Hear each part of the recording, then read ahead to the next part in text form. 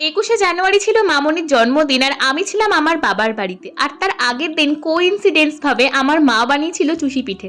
তো আমার মা বলল চুষি পিঠেটাই মামনির জন্য নিয়ে যা, পায়েসের বদলে তাহলে খাইয়ে দিতে পারবি। তো আমি বাড়ির থেকে নিয়ে নিলাম চুষি পিঠের বাটিটা আর ক্যাথলিন থেকে নিয়ে নিলাম আমার পছন্দের মতন একটা কেক। তো তারপর ওই বাড়িতে পৌঁছে আমি ফার্স্টে কেকটা টেবিলের পরে সাজিয়ে নিলাম। তো আমি মামনির জন্য নিয়ে নিয়েছিলাম চকলেট ফ্লেভারের এই কেকটা।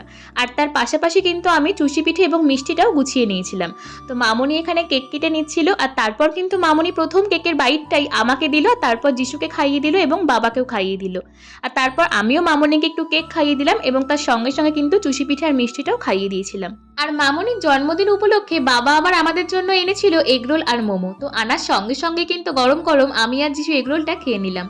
আর তারপর মামনি আবার আমার মা বাবার জন্য কেক আর তার সঙ্গে এগরোল প্যাক করে দিয়েছিল, কারণ আমার আবার এই বাড়িতে আসার ছিল তাই।